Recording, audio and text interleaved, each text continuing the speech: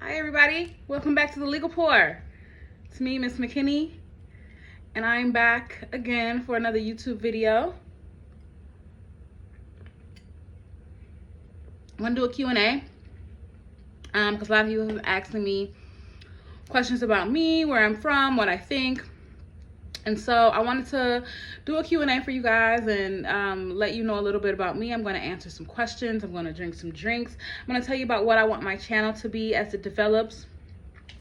So yeah, let's get into it.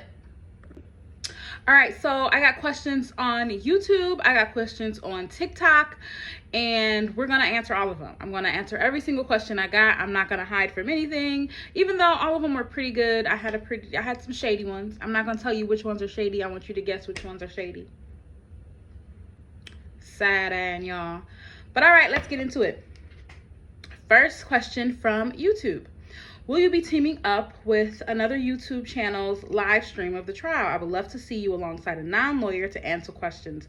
Love your commentary so much. Well, thank you, 2Cute by 2.5. Yes, I will. I plan to. I'm definitely looking forward to Auntie Deb. We're trying to get that in the works. And I love teaming up with other YouTubers, and I think it's fun. They're teaching me a lot. Everybody has been so welcoming. But this is my time to shout out Auntie Deb specifically. He reached out to me, and he was just such a light and such a help and such a voice that I needed to hear breaking into this YouTube world. And I love him so much, and we are going to do a YouTube together. Video together. We're setting it up. We're working out the kinks and trying to figure out a time. Because again, you guys, I work Monday through Friday, and when I'm not working, I have my kids, so it's hard for me to get a quiet house like right now to record. I'm trying to set up a studio so that I can have a little bit more quiet. I'm getting things together so that I can become a real live YouTuber, but it's gonna take a minute. So yes, I do plan to, I hope to watch the trial live with other YouTubers. I plan to watch it live myself. I don't know if I'll be streaming every day because again, gotta go to work, but I'll maybe do some sort of recap or something like that every day. I'm very interested in this new trial. I cannot wait. But yeah, so that answers that. All right, next question. What do you think about the pace of jury selection? Is it about what you expected? Do you have any concerns that it may be moving too fast? No, I think it's moving. It is moving faster than I thought, because I think today is the 10th, 9th or 10th or 11th. I don't know. It's one of those days I'm jumbled and mumbled in my head. And I think they've seated a jury. At least they have 16. So that's faster than I thought it was going to be, especially down there. I can't imagine that everyone on that jury is telling the truth. I'm going to sip on that. Have a sip on that front. But no, I think it's moving about like it should be moving. I just can't wait for this trial to start. And I know Karen can't wait for this trial to start. And the defense can't wait for this trial to start. I think the prosecution would like a little more time. But it's moving just about as much as I expected. All right, next question. I heard you say something about sister wives. Have you heard that the property in dispute has been redistributed? What do you think? Thoughts on Cody and Sabin? Will you cover the new season? What other shows are you watching, and will you cover those? Let me tell you something. Sister Wives is my ultimate guilty pleasure. Now, if you have never watched Sister Wives, I don't implore you to. It's actually a pretty terrible show. It's actually pretty fucking terrible. But everybody who is watching it has been watching it since the beginning, and we're stuck. You understand? We have to see it through. It's not that we want to. It's that we have to. And so it is a guilty pleasure of mine, and I love it, and I can't stop, and I will be recovering it once it comes back. I have not heard that they redistributed because I hadn't even heard that they sold it. Let me tell you something.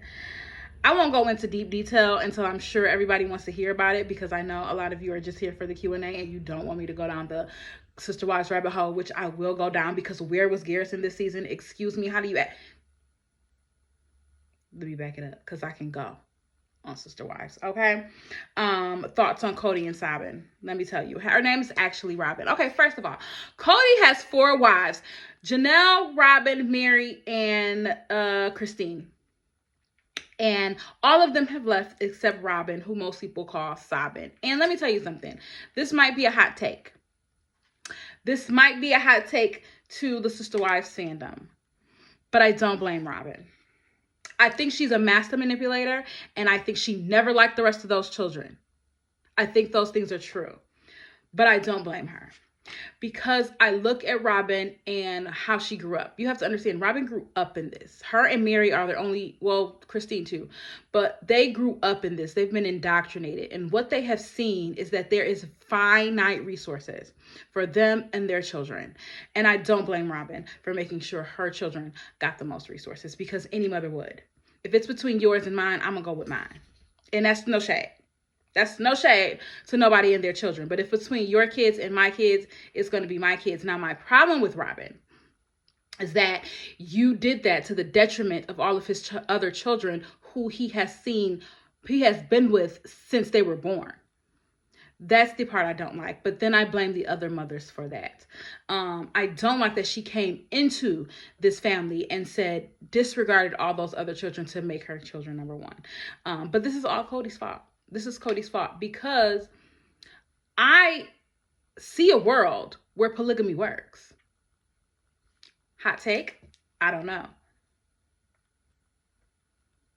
But I see a world where polygamy works, because let me tell you something. 9 times out of 10, I want to be by myself.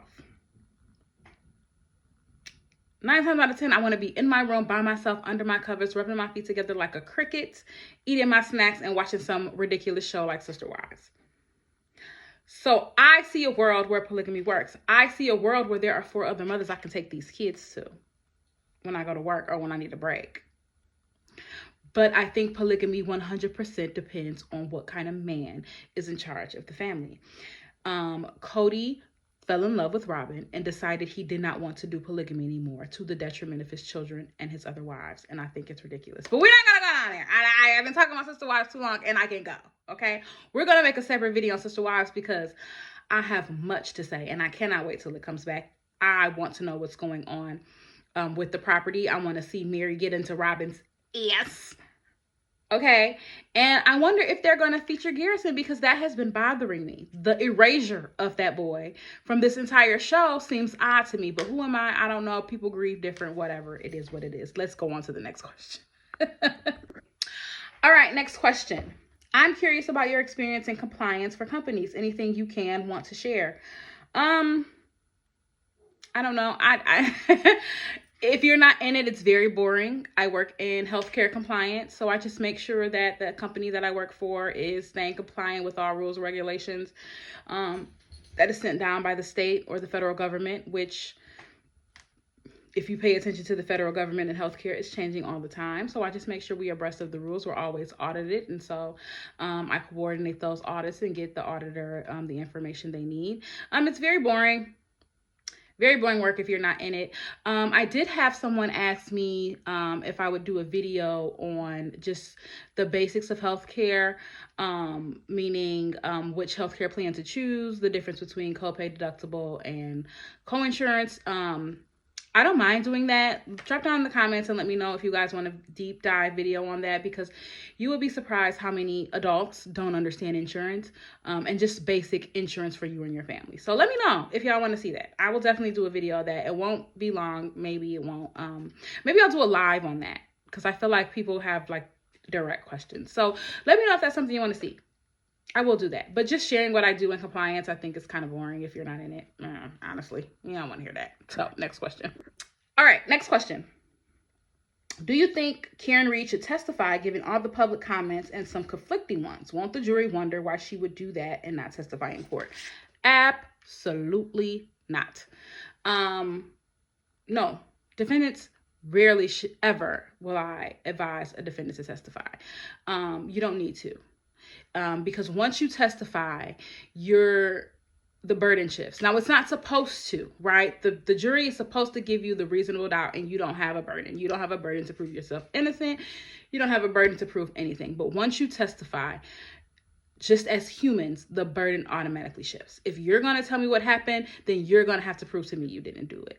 And I think it's not fair, and she doesn't have to. I think this case and this investigation was so terrible, that she doesn't need to. Usually a defendant will testify in self-defense cases because you're the only one who can explain why you thought your life was in danger, why you thought you had to do what you did. Otherwise, I don't think a defendant should ever testify. It's just not a good look. So no, I don't think she should testify. Depending on how many, I don't think she gave any. Okay, let me say that I have not watched any of the documentaries. I'm taking it upon myself to not watch any of the documentaries until after the trial, because I like to watch the trials untainted. I'm going to try to do my best to put out of my mind everything I heard from the first trial and literally watch the second trial as the jury would, unaware of anything else that's happened. Now, that's going to be hard, admittedly. But so I don't know about the conflicting statements. You guys can drop down in the comments and let me know what those are. But no, there's no reason at all for Carrie to testify, and I'm sure she won't. All right, next question. How long have you been an attorney? I have been, that's a good question. I graduated law school in 2015, in September of 2015. I sat for the bar in July of 16.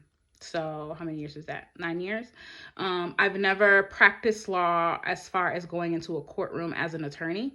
That's never been my zhuzh. I knew that was never going to be my zhuzh right out the gate. I have worked in debt collection, but I was mainly just filing pleadings. I have worked as a law clerk, and I am now in corporate compliance. So about 9 years I've been a lawyer.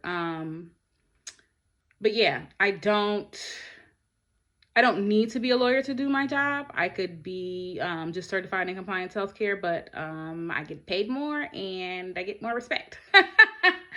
I mean, a licensed lawyer, I will say that, because I didn't have to pass the bar to do the job I do now.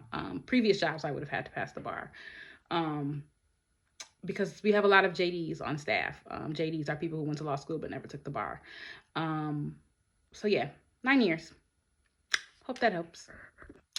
Next question. Are you going to do live trial coverage? Kieran Reed, starting any day now. I will do some. I won't do every day because, again, I work. If I take a day off, if I have a free day, I may do live coverage those days. But I plan to do more recap lives, hopefully. I'm learning streaming, guys. I'm getting it together. I'm figuring it out. It's a lot to learn. It's a lot to do. I used to say, you do YouTube and I have a real job. And now I'm learning that that's very disrespectful, because YouTube is a real job. It is a lot of work. So all of your favorite YouTubers, make sure you're liking, make sure you're subscribing, make sure you're sending super chats and super stickers, because this is a lot of work. And I'm learning that on top of the work that I do, at work. So I probably won't stream live. I won't stream every day. Hopefully I'll jump on with a couple different YouTubers, or, I'll do some recaps or some trial days. But yes, I plan to stream the trial, because sometimes I need somebody else to be there for my reaction. So I plan to stream at least some of the trial. All right, that was my YouTube questions. Thanks everybody from YouTube who sent in a question. We're going to move over to TikTok. All right, TikTok questions. Question number 1. I saw your recent video about Kenya and Britt. Do you watch any of the other Housewife franchises? What do you think? I don't watch any of the Housewife franchises anymore. I don't watch any of the Housewife franchises anymore because I think they lost the plot, guys. They have lost the plot. Let me tell you something about Housewives. I have watched at least an episode or a season of every single franchise of the Housewives, okay? Let's start there. And I think at their beginning, they were iconic. Iconic television, okay? Like, set the landscape for who. I can pull a Housewives quote out of my ass on a random Tuesday, okay? If you cannot pull a Nene Leakes quote out of your ass on a random Saturday, I don't even know what, okay? It's like, I said what I said. Ooh, honey, a white refrigerator. Oh, no. I was shocked, honey. I was in tears almost. I can pull a Nene quote out of it. Okay, glasses. Now listen, glasses. I can pull a housewife quote out of anywhere, okay? It was iconic. That first season of Real Housewives of Atlanta, iconic television. Close your legs to married men. You heard it. Close your First season OC, iconic television. There is no other place you get Vicky Gunvalson on the phone. You sent a small family van for 6 people?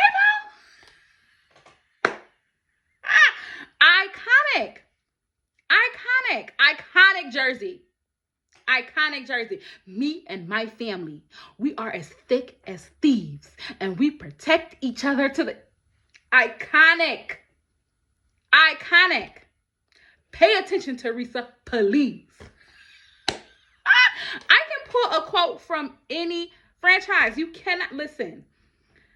Those first couple of seasons of every housewife show was iconic television. And somewhere they lost the plot. And it is so sad to see, because I would laugh out loud at these shows. I could pull a quote. Listen, you guys, I could pull a quote from every single franchise. You're leaving and you're packing your red bag, and you're going and you're packing your red bag, and you're leaving and you're it was iconic television, and somewhere along the way they lost the plot, which they always do, because they get famous, right? And then they start to try to make good TV. And that messes up the show, because then the stars try to be the producers of the show, and then it gets ridiculous, as the Brit and Kenya situation is ridiculous. And I haven't watched Housewives since the whole Kandi Phaedra debacle, because I thought that's where they had just completely went off left field. They had lost the plots, because when essay allegations are ridiculous. And if you don't know the backstory of why Kandi was so upset, it doesn't make any sense, right? But I'm going to give you the backstory of that, because I don't know how many of y'all watch Housewives of Atlanta and don't follow Kandi on her journey. You have to remember, during that time when Phaedra accused Kandi of essaying Portia, or trying to essay Portia, Kandi, is in a group with Tiny Escape. Tiny, who is married to T.I., the rapper. You have to remember, right around that time, there was someone accusing T.I. and Tiny of that exact thing, of inviting her to a party, trying to slip her a little Bill Cosby and SA her. And so for that allegation to also then be held at Kandi felt like, okay, everybody's going to believe this, because this is one of my best friends. They know we hang out together. They know we do this together. And then here you are putting this allegation out into the world, out into, the world, because way more people watch Real Housewives than will ever keep up with T.I. and Tiny. T.I. and Tiny. So that was all happening, and I just thought it was too much. I just thought it got too far, and it lost the plot. And then here we are with Kenya and Brit, and you can just tell it's about television, because Brit's anger at Kenya made absolutely no sense. It made absolutely no sense. But Kenya has been the best TV villain in 10 years. So what do? You start with the villain, so that you can always make sure you have camera time. And I'm going too far. This has gotten lengthy. But yeah, I do not watch the Housewives anymore. I think they need to find people who are good TV, and not find people who try to make good TV. And there's a difference. And so far they're finding people. They're trying to get their judge. I have not watched the New York. Y'all have to tell me about that. I have not watched Beverly Hills in a while, but listen, I'm telling you, shut up, you beast. A quote from every franchise. You cannot listen. These were iconic television, and they have lost the plot. They have lost the plot, and I wish they would get it back. Okay, next question. All right, next question from TikTok. What do you think the defense in the Karen Read trial needs to focus on this go-round? Do you think they will have the same strategy for trial 2.0? No. No, I think they won't have the same strategy for trial 2.0. And I think they need to focus less on, because they lost Colin as a third-party culprit. I think they need to not even focus on third-party culprits. I think the defense's whole case should focus on what the prosecution did wrong, and then hammer home the reasonable doubt. Because once you give the jury a third party, now they're waiting on you to prove that. They forget that you don't have to prove it, right? And I think that may be what was wrong with the last jury, that they forgot that I don't have to prove that any of these people did anything. I don't have to prove anything. I don't have to give you another option. I don't have to prove that somebody else did it. I don't have to prove that I didn't do it. I don't have to prove anything. I just have to prove that their case is not being proven beyond a reasonable doubt. And I think that's where they need to hammer. I think since we lost Colin, who seems like the likeliest of assholes, I think we focus less on third parties, less on trying to prove who else could have done it, and more on the police didn't even look at who else could have done it, and it could have been so many other things. So yeah, I hope they do that. I think they will be better equipped to impeach these people. I cannot wait. Listen to me. I cannot wait until dishonorably discharged former Trooper Proctor takes the stand. Oh, it's gonna be magnificent. Chef's kiss. Oh my God, it's gonna be amazing. I cannot wait till thick neck Brian Higgins takes the stand. It's gonna be great. It's going to be, I cannot wait. And they have more information on these people and more ways to impeach them and more insight into their lives, and I cannot wait. And I hope that every time they address him, they say, yes, dishonorably discharged former Trooper Proctor. What do you... it would be great. I'm sure Bev will sustain an objection about that, but dishonorably discharged former Trooper Proctor. It's going to be magnificent. So I think a lot of things are going to change with this second trial, and I can't wait. I can't wait. I don't want to say excited because this woman's life is on the line, and I feel like that's a terrible thing to be excited about. But yeah, I'm looking forward to it. All right, next question from TikTok. Will you be creating merch? I love the saying alcohol and audacity. I love the saying alcohol and audacity, and I mean it. Everybody in Canton, if they are full of alcohol and audacity. I hadn't thought about creating merch, but maybe I will. I don't know. Sometimes it feels icky, you guys, to be making money off this woman's, the worst time in her life. But if you guys want it, I will make it, and maybe like to donate some of it to her defense fund or something. I don't know. It just feels, it feels weird. I'd much rather, make merch about legal poor, or something to do with me. But if you guys want alcohol and audacity, let me know. Put it in the comments. I'll definitely try to drum something up and maybe donate some of it. But yeah, I'm working on becoming a YouTuber, guys. If I could not go to work every day, that work, because this is work, let me tell you, and spend more time with my kids and spend more time with my family, I'll definitely it would be definitely easier. But I'm working on it. I'm building slowly but surely, you know. Sometimes the turtle wins the race. So if you guys want merch, let me know. Drop down in the comments. Tell me, and I will definitely work on it. But you guys have to want it. Otherwise, it's just there for nothing. So let me know. All right, next question from TikTok. Can you tell me more about your YouTube? I can't wait to watch your journey. I'm not sure what that means, but I'll tell you what I hope my YouTube channel will grow into. Did I change your question? Probably. Sorry, but I'm not sure what your question means. I want my channel to be definitely legal discourse, but I do want to do current events. I want to do movies, reality shows. I want to do everything I'm interested in. I am, you know, a lawyer, so I am interested in the law. I tell people all the time I love watching Good Lawyers Lawyer, but I'm interested in a lot of things, right? I don't want it all to be about cases and the law. I want to be about everything I'm interested in.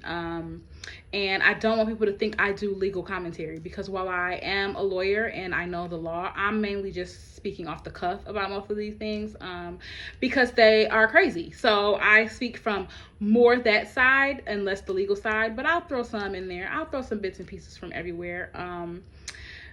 Legal poor, I think that's what you mean. Legal poor, again, comes from, I don't know, I just made it up. I used to be a bartender, worked my way through school, and I just thought it was cute. I plan to start, you know, once I get set up and get my studio together and everything, I plan to start every show with a drink recipe for you guys, and hopefully I can come out with an ebook of my favorite drink recipes. I don't know if you see back here, this is my Sir Davis collection, Sir Davis by Beyonce. Let me tell you something. I don't know how many whiskey drinkers we got watching these videos, but if you have not tried Sir Davis by Beyonce, you are missing out. And yes, I'm a member of the Hive, but that is not why I think Sir Davis is the best whiskey out. I think it's the best whiskey out because it is the best whiskey out. And this is not a sponsored video, of course. Beyonce is not sponsoring me, but you know, if you want to, I'm here. But so yeah, so I plan to start every video once I get all set up with the drink recipe for you guys, hopefully come out with the ebook of recipes. So yeah, that's what my channel will be about, and I hope you guys stick around. I hope I entertain you, and I hope you all have a good time here. All right, guys, that was all the questions I got. Thank you so much to everybody who left a question. Thank you so much for everybody who took their time out of their day to like, comment, subscribe to my channel. I really appreciate it. We're growing, guys. We're growing slowly but surely, and I really appreciate everybody on my journey. I really appreciate you guys being here. I hope you enjoy it. I hope you stick around. I hope you stay, and I hope you make sure to hit the like button, subscribe, comment, do all the YouTube things, and I'll see you in the next video. Bye.